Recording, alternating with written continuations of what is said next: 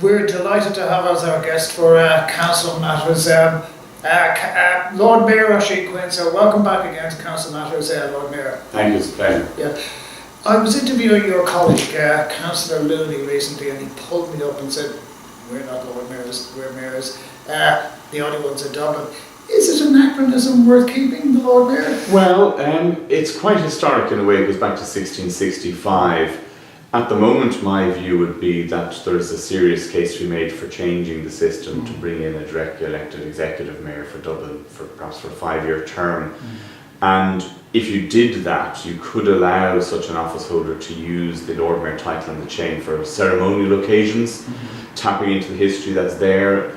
I think the history that's there can be important and of value in lots of ways, and we're heading into another year of important centenaries and so on. And as the President, Michael D. Higgins, has said, a knowledge of history is intrinsic to citizenship. And I must say there is some interesting lessons to be learned in the history of the mayoralty, and the chain and the title do somewhat channel that.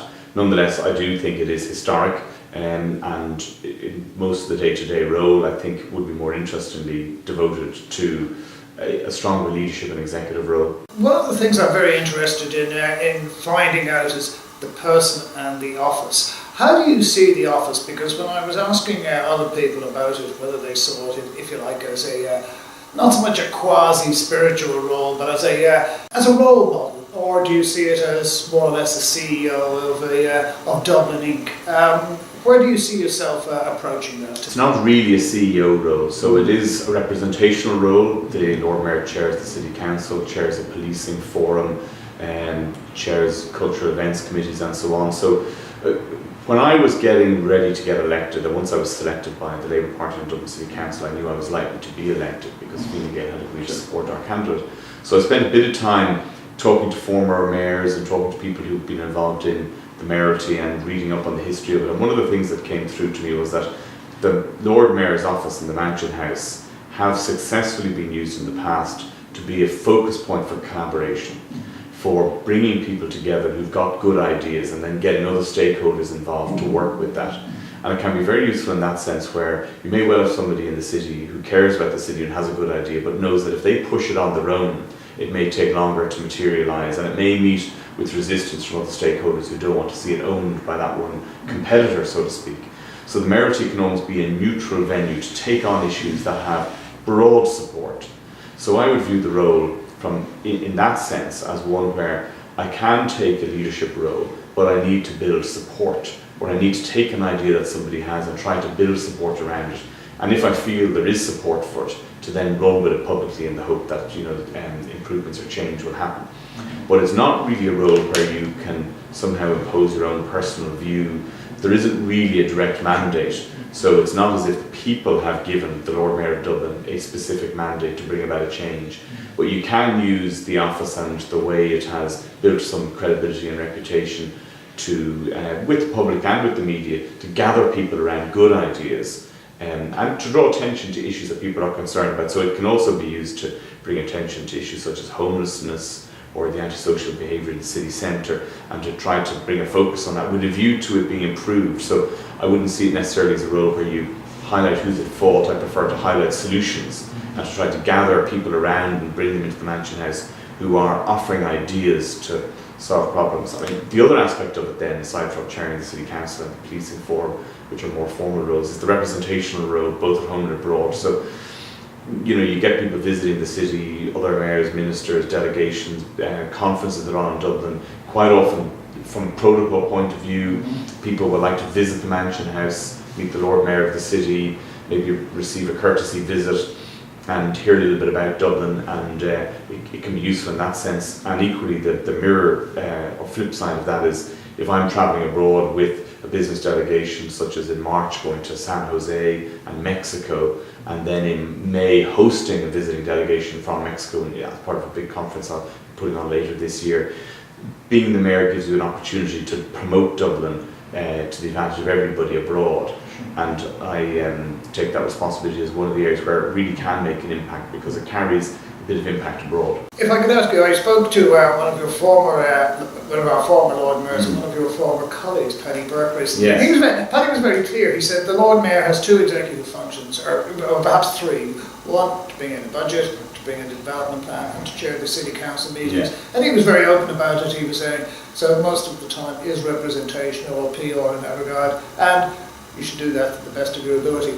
Is that something you would be comfortable? Is that if you're like an architecture for Lord Mayorship you're comfortable with as well? You've largely said the areas that you do think it is important to address with. Yeah, in a way though I think that might be a little bit narrow, but Paddy's right. In terms of the official legal executive function, that's exactly right. Bringing the budget, the development plan, chair of the city council, that's where the ambit of the legal part is. But to be honest with you, even if you're a minister, there's actually very few decisions that you can make on your own and with absolute authority, so to speak.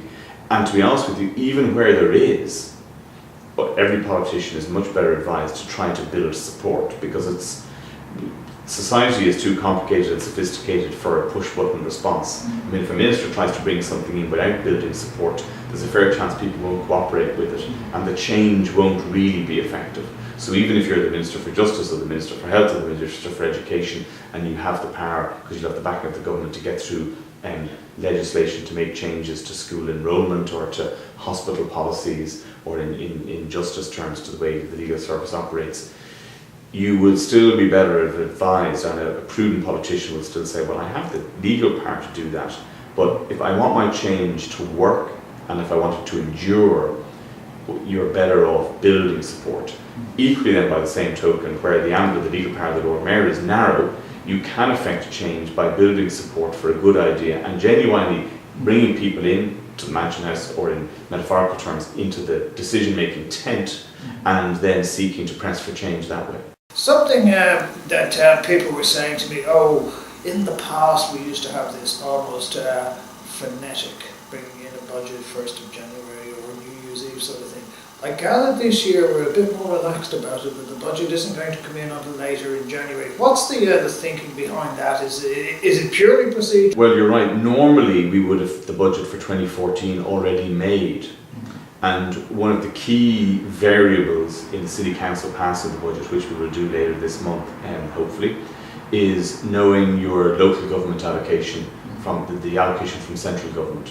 About a quarter of our budget comes from central government. The other 75% we raise ourselves, but about half of our expenditure is predetermined on paying pensions and so on. So we have some variability, but we need to know our local government allocation. And in fact, even though the national budget last year was brought forward to October, which made a lot of sense, there was quite a protracted period of time when we didn't know our central government allocation, and that has slowed us down. We have to do it by the end of the month effectively, and it's an important enough process. But to be honest with you, there have been plenty of other organisations equally unsure what their budget is, and I do think that is a little bit unsatisfactory. I think, in fairness to the government, if I was to put myself in their shoes, the focus and effort of doing the last austerity budget, the last budget under the IMF deal, which we've exited now, probably was almost overwhelming, and that has made it harder for them to issue the expenditure details to local authorities and other statutory agencies and so on.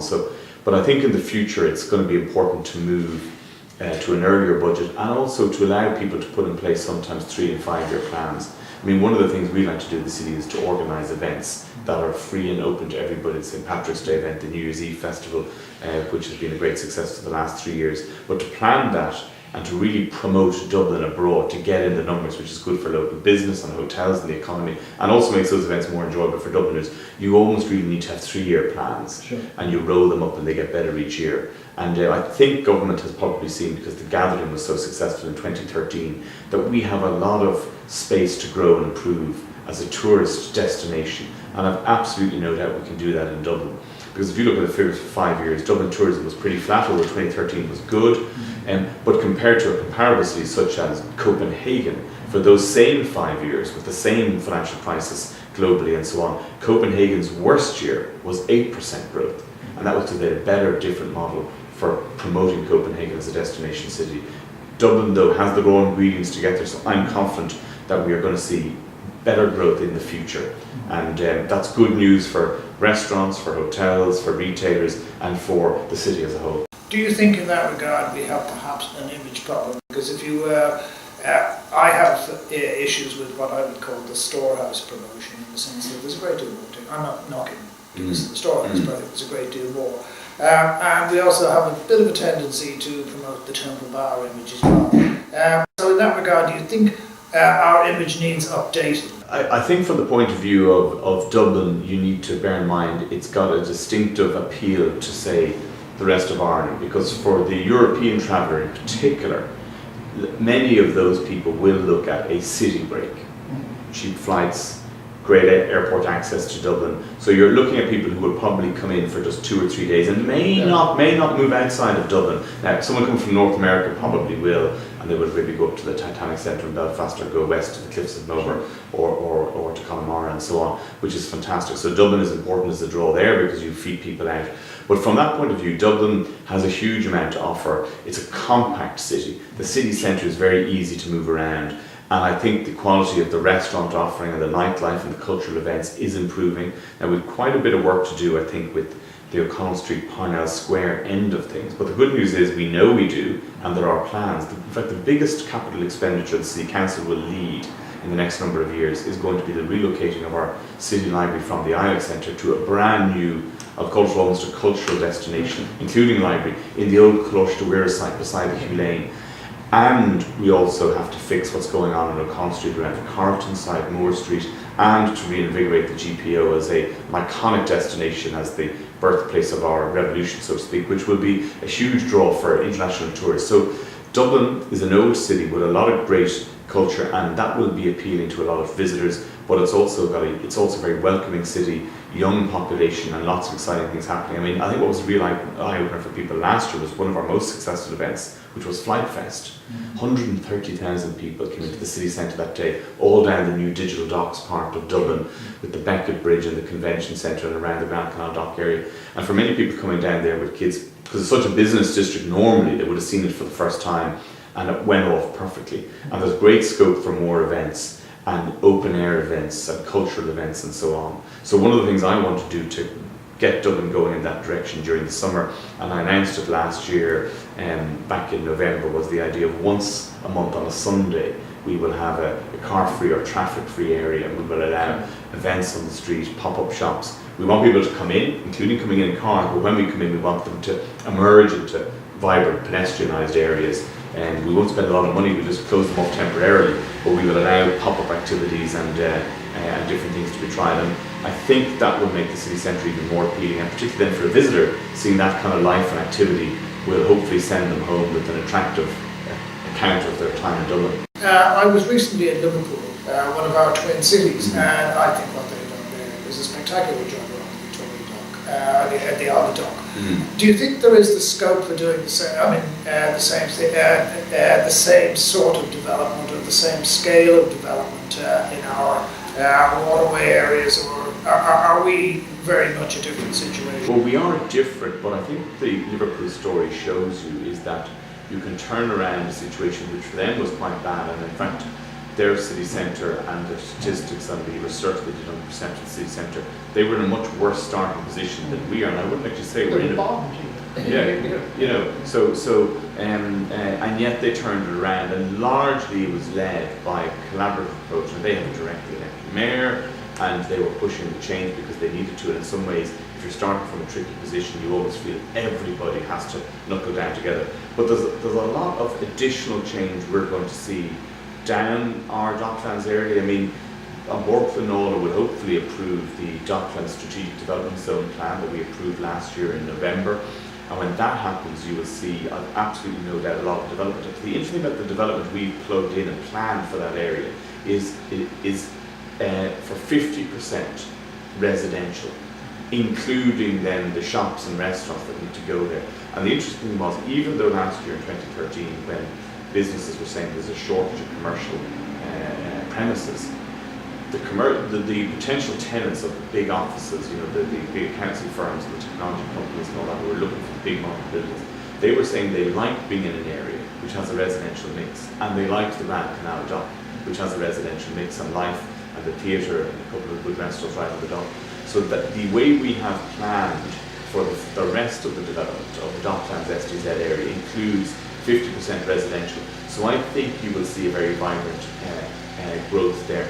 And I think what that does then is you allow those residents and people who go there to shape the next level of growth after that, which is how the public space is used. Because in each of the blocks, we divide the Docklands STZ area into blocks. In each of the blocks there's a requirement for a substantial piece of open public space.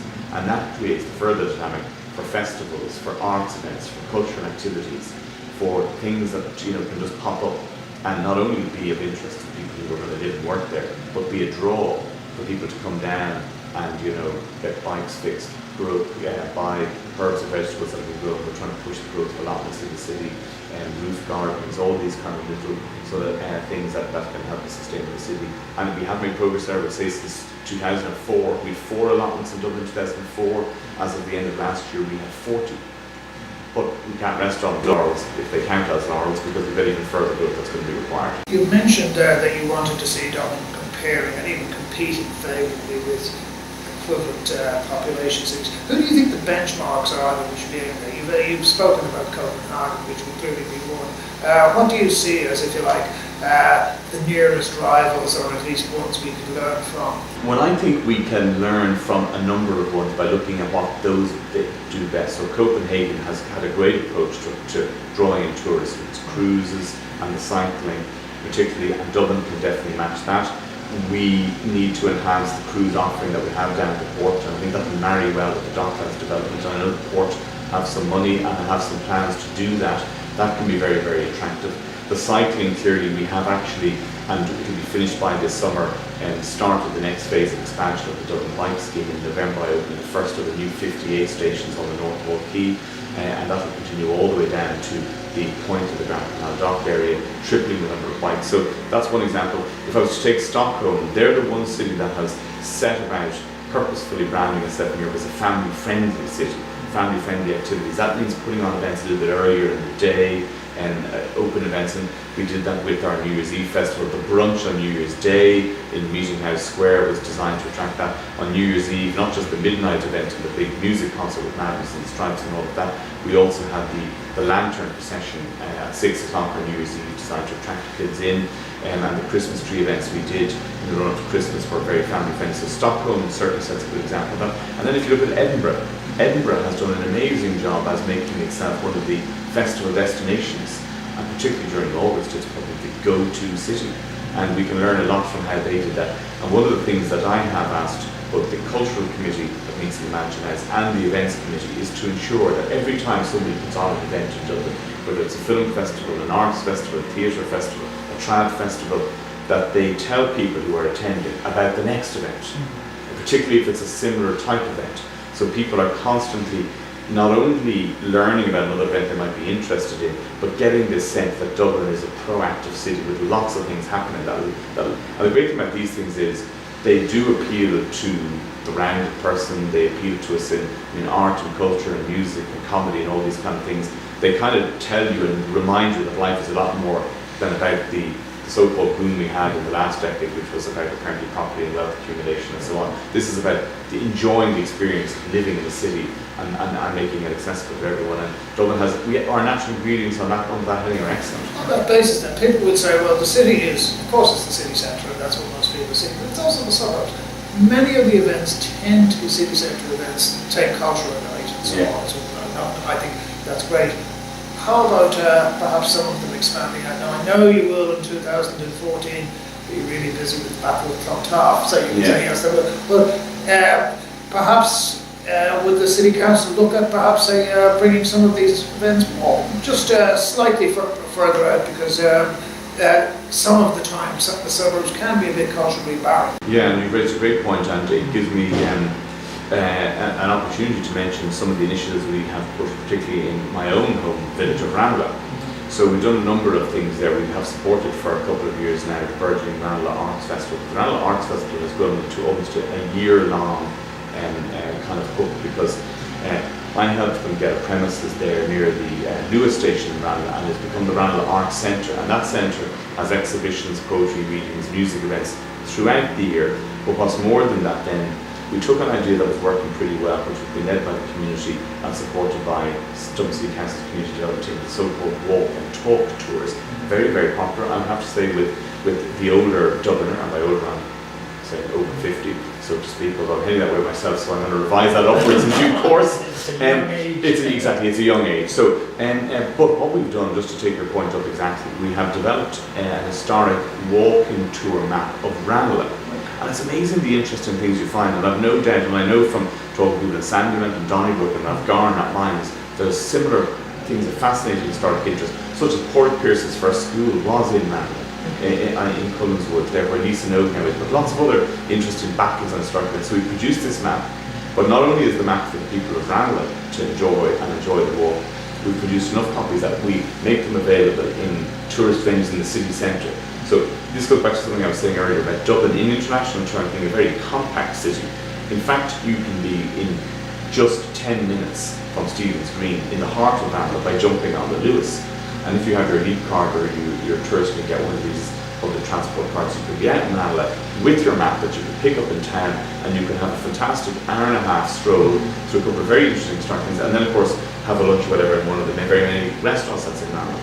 So that's something that I think you're absolutely right. There's a lot of interest, I think, if you're visiting a city, to also enjoy maybe the quality of life that you don't get from the city centre, but you can see in one of the urban villages. At Dublin, we're actually blessed with, we have quite a few of those, and quite a few with interesting historic interest. So it's part of an initiative that I've been leading during the year on a perhaps more low-key level than some of the other more citywide things that we're doing, called the Vibrant Villages Initiative.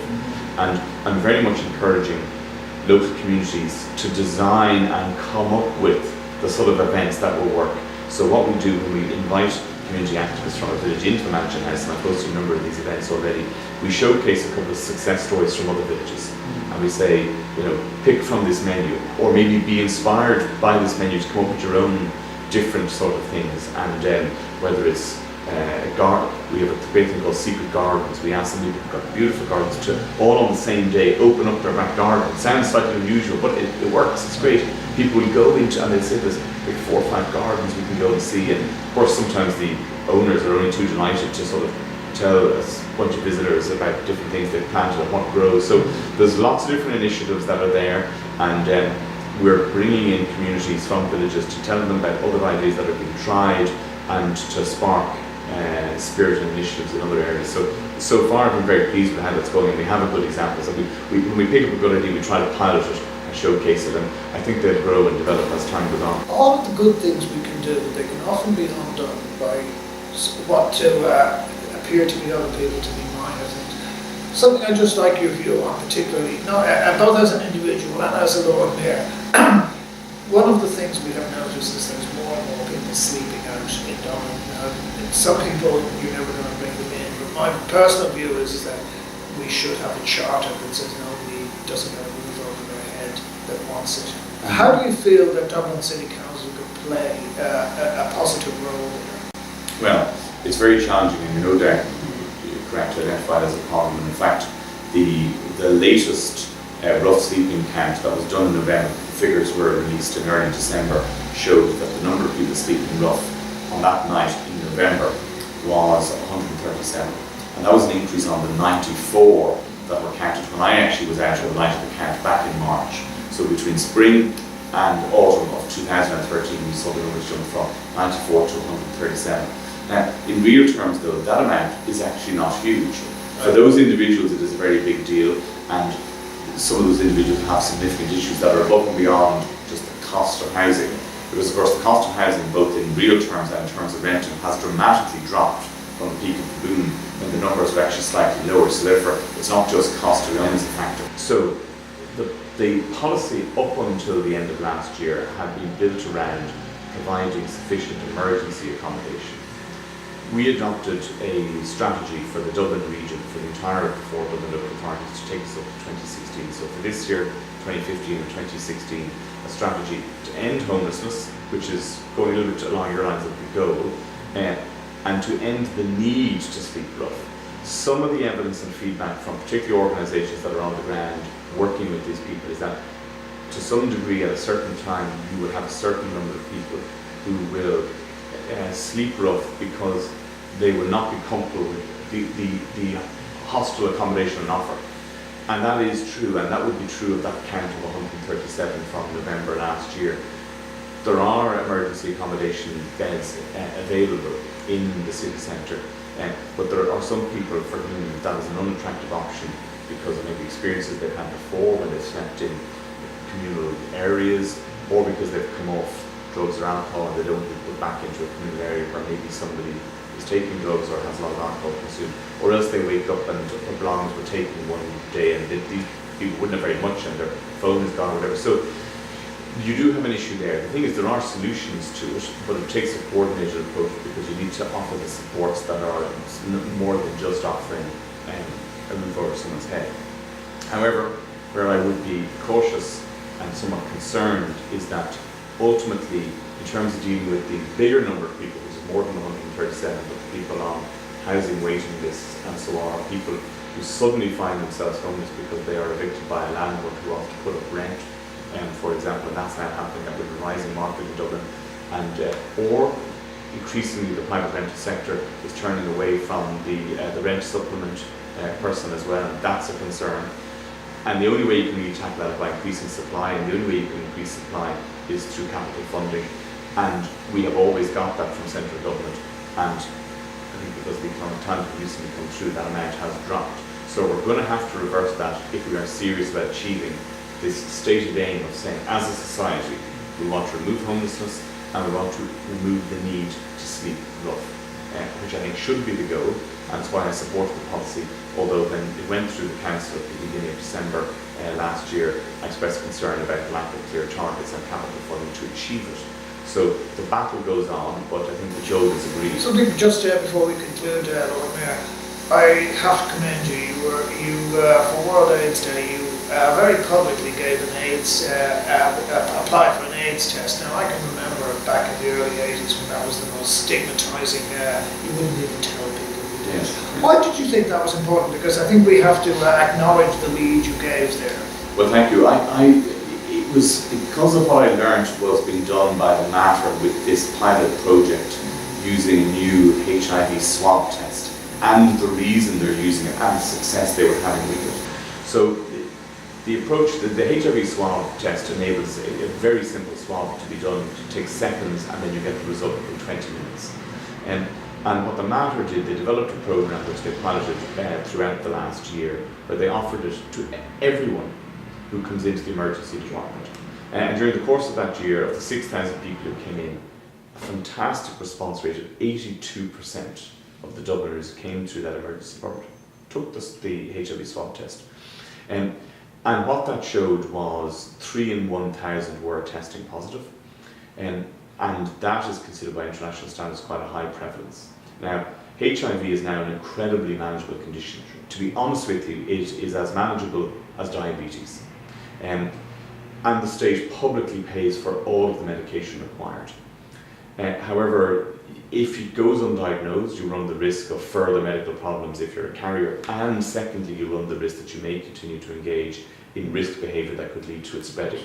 So encouraging and normalising the idea that someone just checks their status is a great way both to get early diagnosis and to reduce the spread of HIV. By reducing the spread of HIV, not only do we reduce the number of people who will contract it, we massively reduce the cost of all of the medication that people are on to control it. And it's very controllable and very manageable, and people should expect no difference in terms of their life expectancy or their quality of life. It is that manageable. However, there's a big public cost in financial terms, and there is the risk that it spreads. So this programme in the Matter, I felt, deserved a lot of support, and I would hope that with 80% of Ireland's HIV carriers being in Dublin, that the government would get behind putting this scheme into all of our emergency departments and just publicly encouraging people when they come in to take that 20 minutes to do the swab test, know their status, and as a result, I've no doubt over time the prevalence of HIV will decrease, the cost to society will accordingly decrease, and you'll improve people's health and health outcomes. Last but by no means least, I mean, you're on record of saying you support a directly elected Lord Mayor. If you were to ask Santa Hogan, the Minister for Local Government, to devolve certain powers, what powers would you actually like to see devolved to a directly elected Lord Mayor? What would be the mandatories you would like to see? Well, there's three I'd love to see. One would be to give control over the transport network in Dublin to a directly elected mayor's office. That would be the best way to get better progress, more coordination, integrated ticketing, and a far greater response and level of service for Dubliners. It's one of those things that has just been very slow to happen, although the NTA have made some progress. The second thing I'd love to see is that for economic development and promotion of Dublin, both within Dublin and abroad, that sort of work of economic development, and partly with the IDA and Enterprise Ireland do, would be given to again a mayor. And I think this would be in Ireland's interest as well. A strong, robust Dublin competing with other cities is going to be good for Ireland, because as it happens, Believe it or not, 51% of the country's income tax comes from people living in Dublin, and 60% of the country's business taxes come from businesses in Dublin. So a strong Dublin doesn't take away from Cork or Galway or Limerick or Belfast. A strong Dublin means Ireland is stronger, and we have more money to support regional development and tourism and agri-business. That will be vital to our non-urban areas. And then thirdly, tourism itself. I think Fáilte Ireland and Tourism Ireland have national briefs, and that's vital, and there is a national product to be sold there. But as I was saying earlier, I also think there's a city product and a city tourism product, and the evidence from looking at cities like Copenhagen is that if you focus on that, you can really get good growth for your city. And also you can do things that make the quality of life for Dubliners better, because you want the city to work, and that's better for people looking to invest in the city, coming to study in the city, coming to visit the city, and I think giving direct elected mayor and a regional government for Dublin the responsibility of that would make a lot of sense. Mayor Oisín Quinn, it's been a pleasure talking to you. We wish you all the best for 2014. thank you very much, Mike. It's been a pleasure.